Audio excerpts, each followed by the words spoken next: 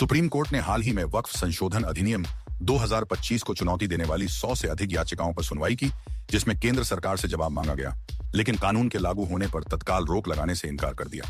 यह सुनवाई 16 अप्रैल 2025 को मुख्य न्यायाधीश संजीव खन्ना की अध्यक्षता वाली पीठ के समक्ष हुई। कोर्ट ने वक्फ संपत्तियों की यथास्थिति बनाए रखने का आदेश दिया और केंद्र को 1 सप्ताह के भीतर जवाब दाखिल करने के लिए कहा, जिसके बाद अगली सुनवाई 5 मई 2025 को निर्धारित की गई। कोर्ट ने सुनवाई के दौरान कई महत्वपूर्ण टिप्पणियां की। वरिष्ठ अधिवक्ता कपिल सिब्बल ने याचिकाकर्ताओं की ओर से तर्क दिया कि यह कानून धार्मिक मामलों में हस्तक्षेप करता है और संविधान के अनुच्छेद 6 का उल्लंघन करता है, जो धार्मिक स्वतंत्रता की गारंटी देता है। सिब्बल ने कहा कि वक्फ बोर्ड में गैर मुस्लिम सदस्यों को शामिल करने का प्रावधान अन्य धार्मिक संस्थानों जैसे हिंदू या सिख ट्रस्टों में गैर सदस्यों की नियुक्ति के समान नहीं है। इस पर कोर्ट ने केंद्र से सवाल किया कि क्या वह हिंदू धार्मिक ट्रस्टों में मुस्लिम सदस्यों की नियुक्ति की अनुमति देगा, जिसका जवाब केंद्र ने नहीं दिया।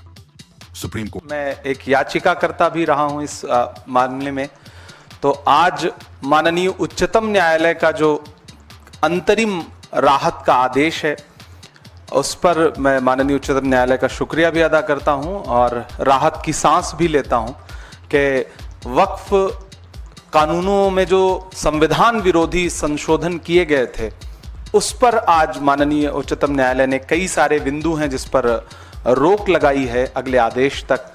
तो जेपीसी में जो सुझाव विपक्ष के तमाम सांसदों ने दिए थे, जिसे नकार दिया गया था, संसद में बहस के दौरान लोकसभा और राज्यसभा में जो सुझाव विपक्ष के सांसदों ने अपने डिबेट के दौरान रखे थे, जिनको नकार दिया गया था, सरकार ने बिल्कुल नहीं सुना था, उन तमाम पहलुओं को लेकर के कई सारे याचिकाकर्ता जो माननीय उच्चतम न्यायालय की चौखट तक गए।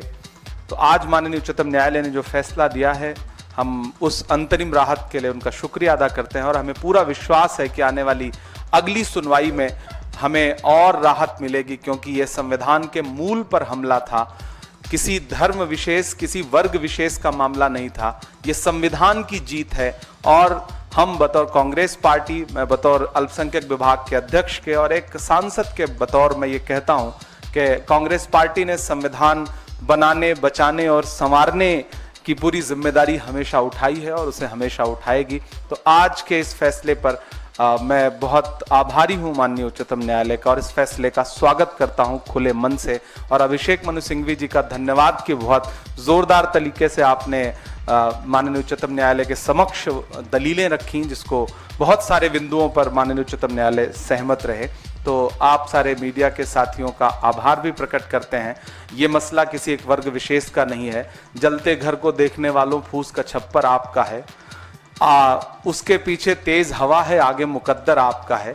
उसके कत्ल पे मैं भी चुप था, मेरा नंबर अब आया, मेरे कत्ल पे आप भी चुप हैं, अगला नंबर आपका है। तो एक एक करके संविधान को कुचलने की हर सरकारी कोशिश के खिलाफ इस देश के हर नागरिक को खड़ा होना पड़ेगा।